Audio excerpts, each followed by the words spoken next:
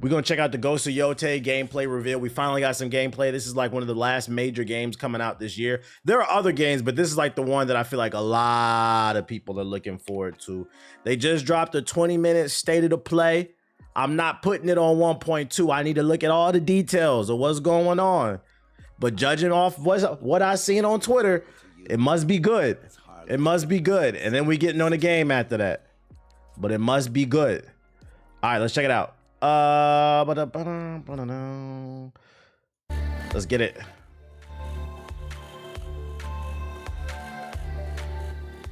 Oh no, a minute. Fuck that. Fast forward. I should have edited this part out.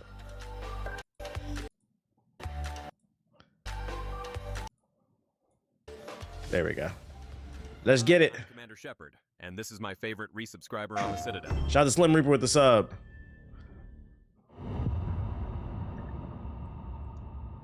Sucker punch your mom. Am I right? Hello everyone, this is Jason Connell and You see that? Captured on the what? The PS5. This ain't coming to the 4. Y'all shut the fuck up. From Sucker Punch Productions. Ghost of Tsushima was an honor to be a part of. And today, Nate and I get to share more about our next game, Ghost of Yotei. Big Ghost. We'll be sharing how we've crafted the game around exploration while keeping Atsu's tale of vengeance front and center. We'll also talk about ghost combat and how it's evolved. And we'll introduce for the first time some new special modes of play. But let's start things off first by talking about a Japanese folk legend. Right.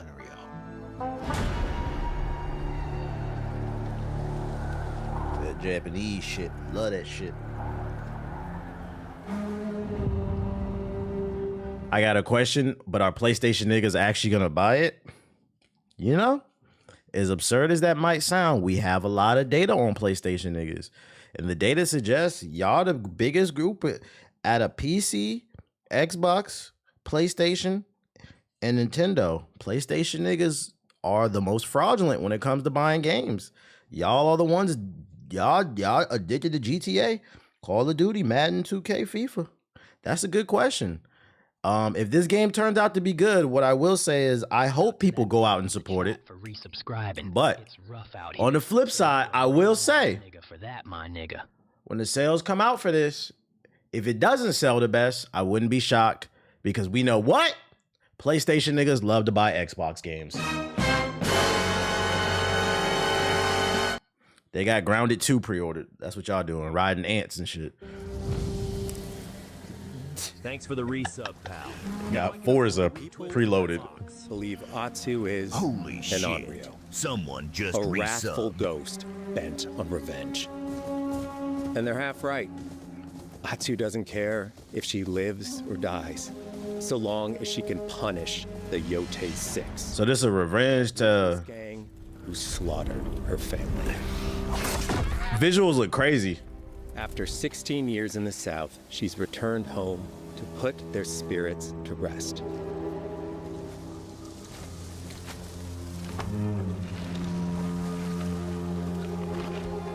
I'm not gonna lie, this plot actually sounds very similar to Assassin's Creed Shadows, which unfortunately is not going to help Shadows if this game blows it out of the fucking water, because it was a revenge tale for the girl in Assassin's Creed Shadows, and she also waited till she got a little bit older to get her revenge. Like, it's the same exact story.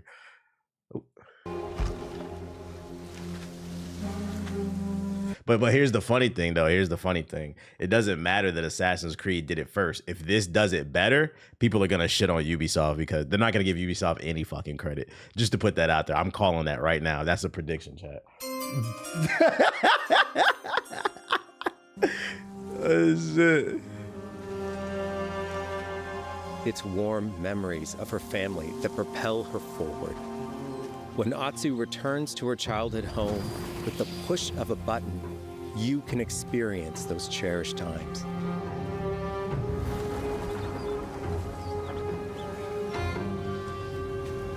By giving you the freedom to explore Atsu's past, the wound of her loss becomes personal. I hope there's a benefit to that feature. Pushes her forward. hunting down the Yotei 6 is a near impossible task. I wonder if that functionality is gonna play like what was that Souls-like game that I didn't like? That was the one Siggy really liked. It came out last year where you could go between the light and the dark world. It's almost like that, but with like an age difference. It changes the gameplay. The Lords of the Fallen, yeah, I wonder if that mechanic will work similar, because I'm not gonna lie, I didn't like that in Lords of the Fallen. But as long as when you go in the past and it gives you cool story bits, I guess that's okay. That's what it would be different. In Lords of the Fallen, like it was like environmental puzzles where you had to change the world. I hope it's not like that, where like you're on a mission and you get stuck and then you realize, oh, I forgot I can go back in time because it's an environmental puzzle, and then you have to figure out how to navigate. That would be annoying. So I hope it's more story based.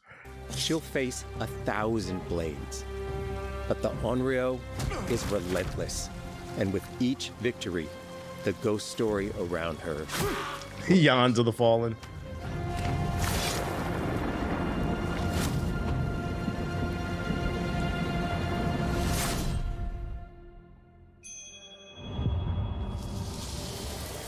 We on the edge of Japan. Ghost of Yotei focuses on player freedom more than any game Sucker Punch has ever made. Right. But it's also a game that, at its heart, is inspired by so many of our favorite wandering samurai films. So let's start off by talking about exploration. I like the vibrancy of Japan. We all have different playstyles, so we set out to make an open world game that lets you drive your own experiences.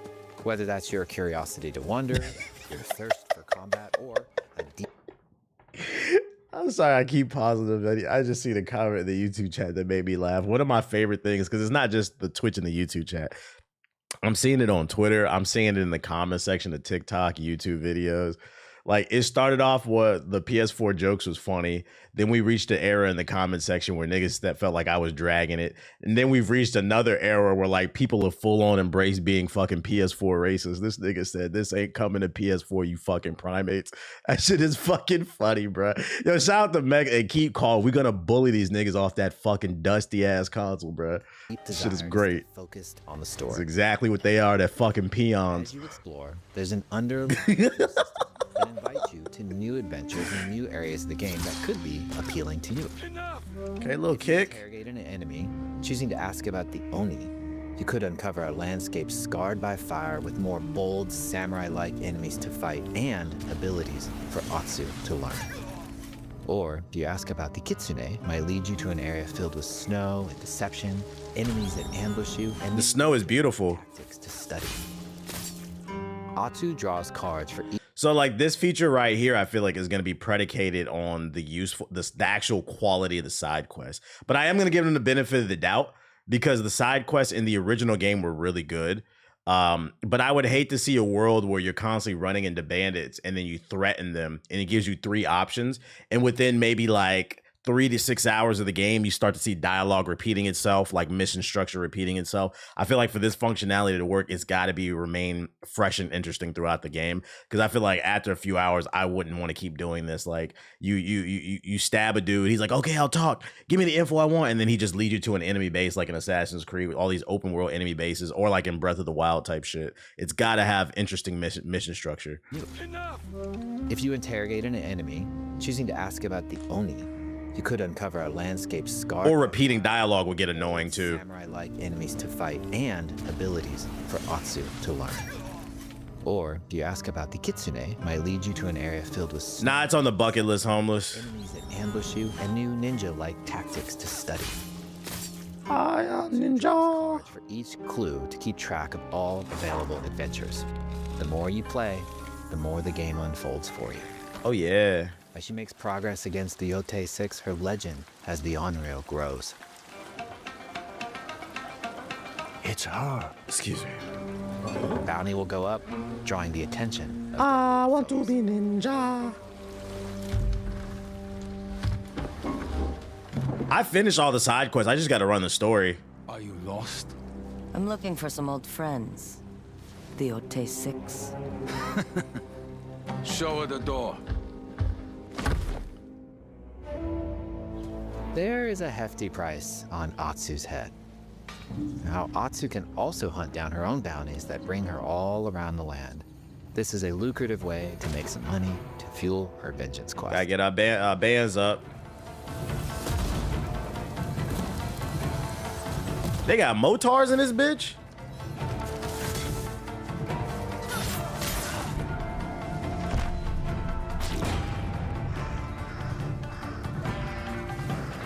You know we doing all the bounties, right? I'm killing everybody. You're not on Plan Eguchi. You're here for my bounty.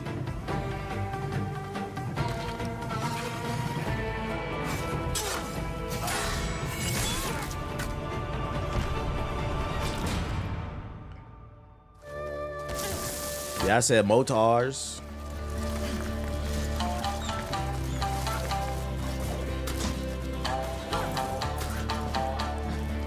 Is this the stream or is it the frame rate? Because I see the frame rate dropping a little bit. And if it is the frame rate, it better be the base PS5, bro. Hidden in the world are altars of reflection. Finding one inspires Atsu and unlocks a new ability to help her on the journey ahead. Big skill tree. They are fun to find on their own, but for a quicker route, you can always buy a traveler's map from the cartographer. Ghost of Yotei isn't going to rush you through. Gorgeous, gorgeous, gorgeous, gorgeous. You can choose what motivates you most. But we think the best way to play is to simply pull out your spyglass, find something interesting on the horizon, and enjoy the ride. We're scanning towers, big Assassin's Creed.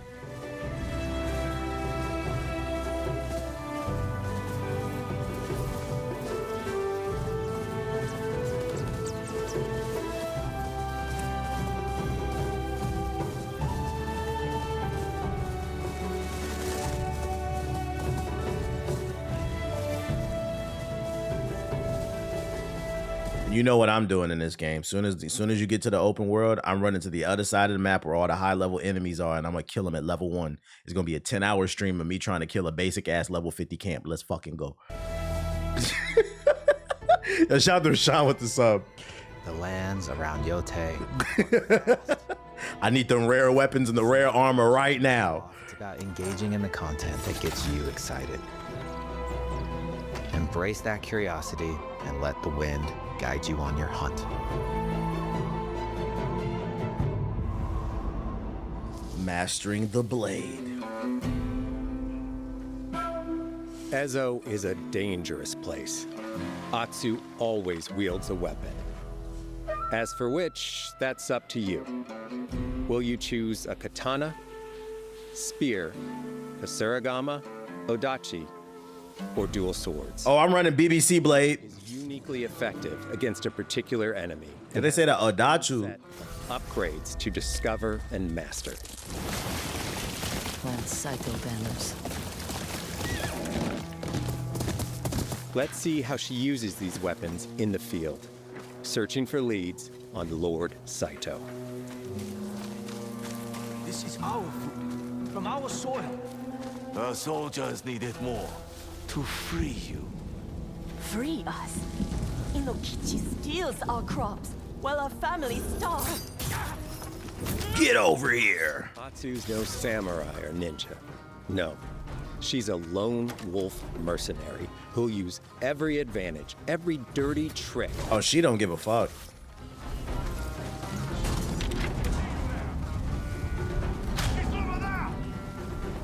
It's looking like it's not limiting because I'm thinking you're only going to be able to hold 1 or 2 weapons. Did I just witness her switch between 3 different weapons? It looks like you can run everything. Oh, my bad. Combat has the feel of a classic samurai movie.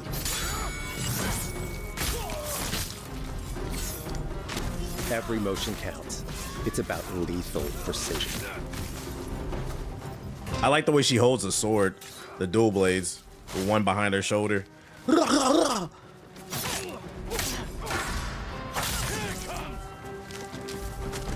Here comes what? Enemy swings hard, Atsu can lose her weapon. But if she's quick, she can disarm them. Oh, that's dope. What the?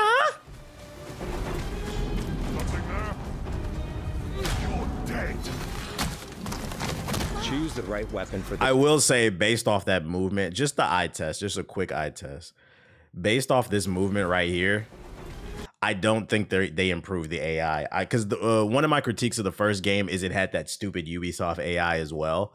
It's funny because the game, they said that this was the original Assassin's Creed Japan. It did have a lot in common with Assassin's Creed. Based the way out that he's standing right here, it looks like Ubisoft AI. He's very slow to respond. He moved to the right here for no reason when he should have been running me down. Like it doesn't seem like it's. You're gonna have to probably play it on hard if you want to challenge.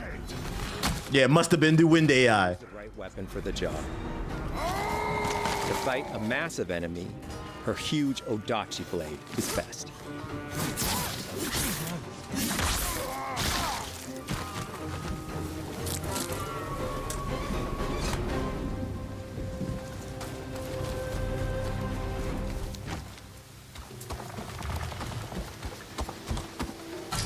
He looks like the one in charge. Tonight, we feast! Right.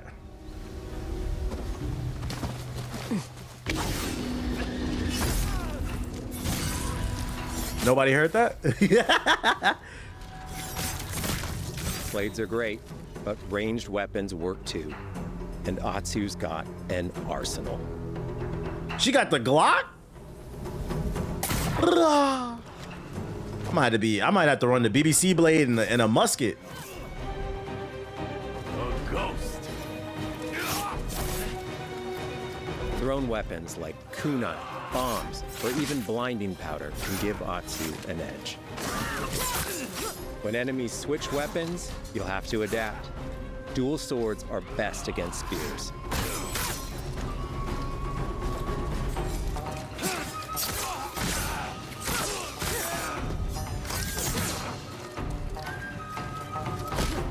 No more!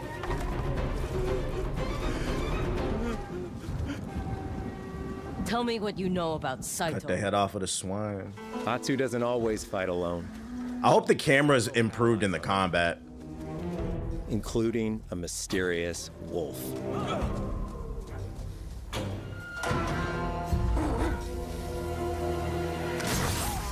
Wait, you get a Pokemon? Oh shit! Atsu can set up camp under the stars, Get a wolf buddy. Get to play with Aki. but she's not always alone. Hey, friend. Share your fire with the traveling peddler? What are you selling? A mask said to be cursed with the unpredictable nature of its Calling yourself a traveling peddler is crazy. Like, what are you peddling, buddy? Whoa. previous owner. Camping under the You stars. can't just be a merchant. Like, Way to rest up, play your shamisen, or cook to ready for a fight ahead. cooking mechanics. It's also designed to help bring important characters and upgrades straight to you. In fact, in place of the journal menu from Ghost of Tsushima, we've opted for a more character-driven way of managing allies and vendors you meet in Ezo. Over time, Atsu grows to have her own wolf pack. And here, you can keep track of when a sensei might have a weapon skill for you, or when a vendor has something unique to sell. Translation, you don't have to look on a big ass map like Ubisoft games and squint and try to figure out where the next objectives are. You can just hit the pause menu and fucking track it. I like that. That's a W, chat. Managing upgrades, resources, when to buy what, can be a burden in a big open world game. At campsites, members of your wolf pack can catch up with you, offering upgrades and unique items. This helps ensure you have every opportunity to upgrade and prepare for Atsu's vengeance quest ahead. You don't have to leave where you're exploring, the game comes to you. Customization. While exploring Ezo, you'll discover all sorts of new armor, charms, and gear.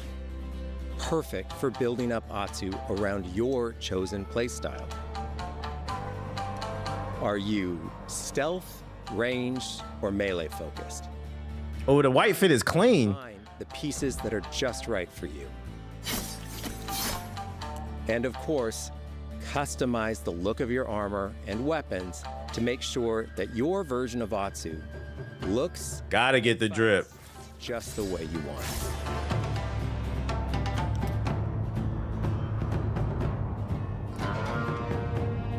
I would just like to state we are 15 minutes into this 20-minute demo and they have not spouted any type of political ideology.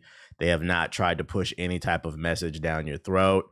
It just so happens that the main character is a woman. So the people that were calling this game woke, I think it's safe to say that it's not woke and you guys are fucking idiots. Almost as if you should shut the fuck up and, you know, give something a chance before you open your mouth. But also, what's wrong with seeing different types of people? Fucking dickheads. Yeah, grifters. Hey, the grifters have taken a lot of L's this year. They're taking more, guys. And we're going to keep giving them to them.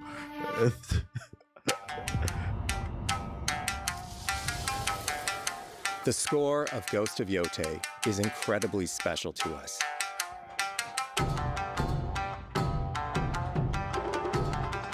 Our amazing composer, Toma Otoa, has created a mashup of Eastern instrumentation with Western flavors, brought to life through an exciting collaboration of many talented artists.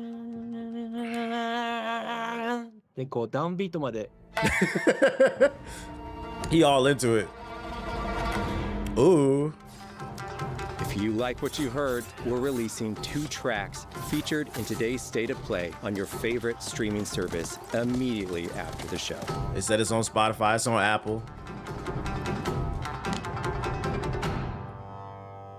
Well, actually, the historical accuracy of Ghost of Yotei, because I've been to Japan one time. I was in the anime district, so I know about Japanese culture. The digital photography community for Ghost of Tsushima is incredible. Shout out to Dirty Sam with the sub. We got the photo mode. That's always welcome. In Ghost of Yotei, and look forward to seeing photos from your journey across. The white fit is so clean.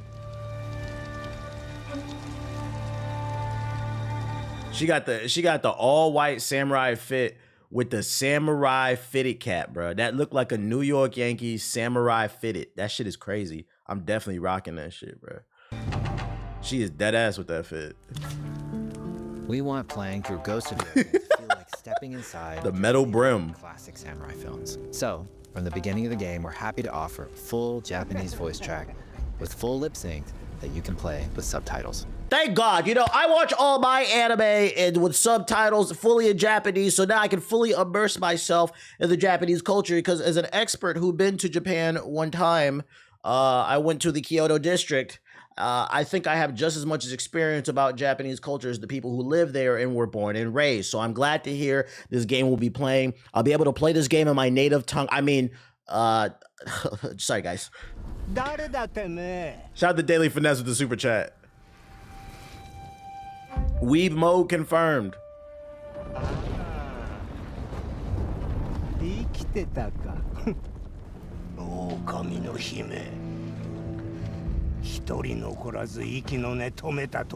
Just feels more authentic.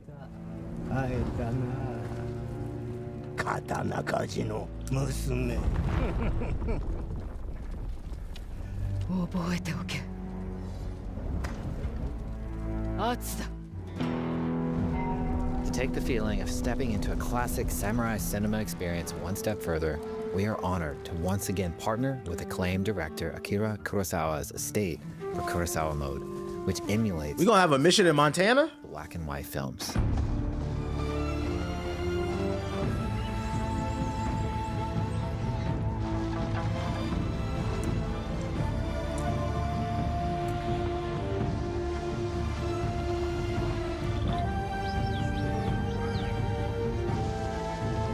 For all the weebs out there that like that black and white shit. For Ghosts of Yotei, we wanted to celebrate 2 other influential directors who have had an impact on the genre as a whole.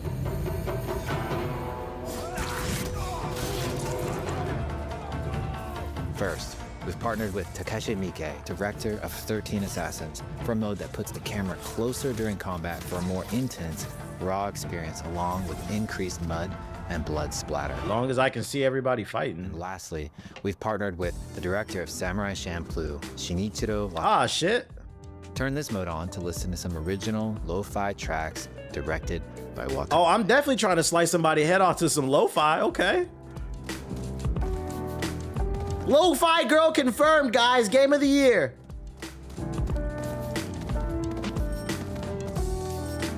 Just ride my horse through the city and shit.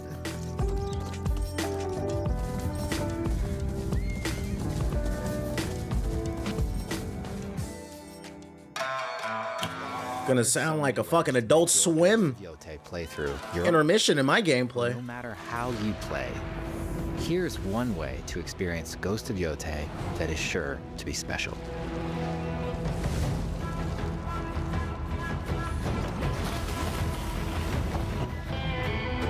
A word? Shout out to Dark Misogyny with the super chat. He said, I just got done seeing Superman. DC got a W. Okay, I'm there tomorrow. No spoilers. I appreciate the super chat.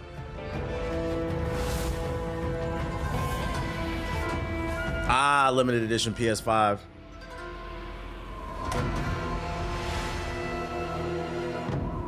I like that they included a black one. I know that it's a picture of a mountains and stuff like that.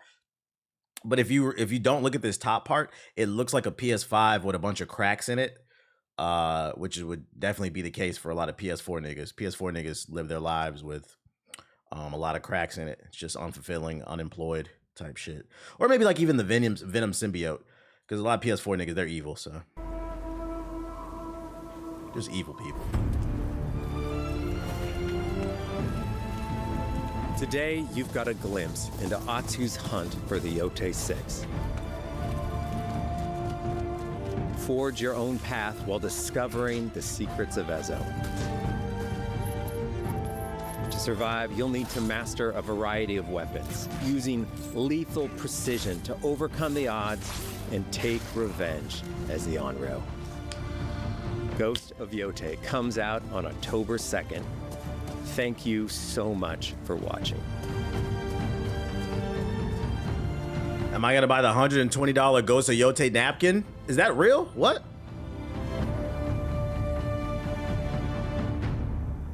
At the presentation? It is. Okay.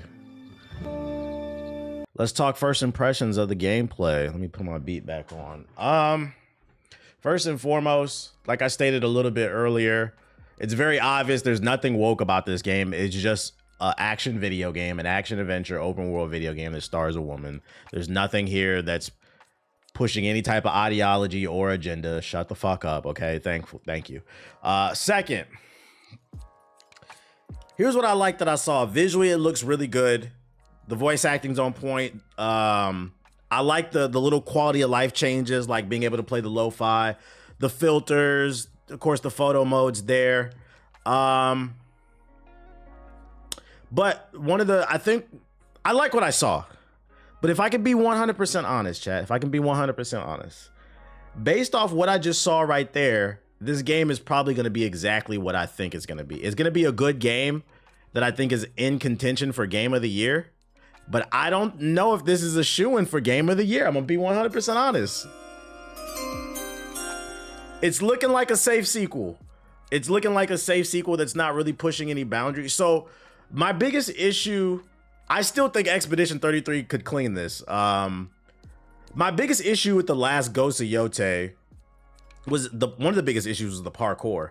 So that's one thing I wanted to see them focus on when it came to the gameplay. The parkour in the first game was very sticky. A lot of times the character wouldn't do what you wanted them to do.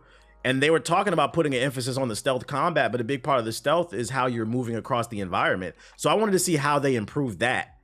I do think it's cool that you can carry all those weapons and switch and stuff like that, but the gameplay doesn't look that much different. And then they didn't show how they improved the few things that I felt like the game had issues in the last one. That's what I wish they would have focused on. So right now it's looking like a good, safe sequel that could be competition, but I don't think it's a shoo-in. Based off the eye test, because I could be wrong. Based off the eye test, what I'm seeing here is about at 8.5. What would push it to a 9, 9.5? I don't see a 10. What would push it to the 9, 9.5 is if they don't have anything else to show in terms of gameplay and how it evolved, the story has to be immaculate. I'm talking about it's gonna have to blow us away. And I'm gonna be honest, if you haven't played Expedition 33, I don't think this game can top it because we already have an idea of what the plot is about. Somebody killed family members or something like that, and she's out to get revenge against a gang of 6 samurai. I don't know how much you make that much more deeper and introspective. I'd argue the first game was more introspective because at least with Jin, he was struggling with his ideologies of what it meant to be a samurai and the new ideology of becoming a ninja. He didn't want to disobey his family while he was trying to defend his land. This looks like a traditional kind of revenge story where she's just out to blick niggas up. And that's cool. She got guns. It looked like a fun, but I don't know. I could be wrong. They could be, holding their hand. But based off the basic plot, I don't know if there's enough meat on the bone for the story to blow me away. It looks like it's going to be an 8, 8.5. I hope I'm wrong and it's a 9 or higher. It looks like a good game, though. Expedition 33 was on another level. Yeah. That's what I'm saying. Expedition, and this is why I said I still think Expedition, based off the eye test, Expedition 33 is still the front runner for Game of the Year, in my opinion. The reason being is visually it's amazing. It was only $50. The gameplay was engaging. They managed to innovate the turn-based format. So they innovated gameplay. You got a lot of content. 30 to 70 hour game. The story was creative, introspective, made you think. It had everything going for it. It's got everything going for it that you're looking for a game of the year. I feel like this has it halfway based off the eye test, but I don't want to judge too hard because the game ain't out yet. I'm just strictly going off what we saw. This looks good. I think it'll be nominated for Game of the Year, but I don't think it's a shoo-in right now. We got to see a little bit more. We got to wait to see when the game drops. But it's cool. It's cool. It's cool. This game with the Nemesis system would have hit. It would have hit, bruh. Expedition 33 is a Baldur's Gate 3 to me. I'm not worried about anything else. Yeah, like based off what I just feel, I feel I'm comfortable with saying I think Expedition 33 is going to win it. Unless Death Stranding 2 comes out of nowhere because, Jeff Keighley likes to suck off fucking Kojima. Yeah, Death checked off all the boxes. Type shit. But it looks cool. AC Shadows did the whole revenge plot too. It did. It looks like this will do it a little bit better because it's more focused on the cinematics. But we'll see. I think another thing too they should have focused on, like I said, one of my biggest issues was the parkour in the last game. It wasn't the best. I think they should have put a little bit more emphasis on what the open world had to offer. They showed that, you can interrogate different enemies and it could lead to enemy bases, but what else does it lead to? Because one of my favorite aspects of the first Ghost of Tsushima was the side quests with the side characters were really meaningful. So I hope there's meaningful things to do across the map. But I'm not going to judge it too hard because this was just the first showing. But I will say the clock is ticking. The game is supposed to come out this fall. We need to see some more. Right now, I'm predicting an 8.5. That's kind of where I'm at. 8.5. Matter of fact, before I wrap this up and hop on the game, it might even get dropped to an 8 because throughout this playthrough, we saw some frame drops as well. If it's struggling, the frame rate is struggling on the base PS5, I can see that ruining some people's experience and it might go from an 8.5 to an 8. So there's things here to like and there's things here that I think I still have some questions, but it looked cool. We'll see. Maybe a solid 8, but I based off what I saw, my final thoughts for first impressions, I think Expedition 33 is still shoo-in for Game of the Year, unless Kojima sucks off fucking Jeff Keighley, which we know is more than possible.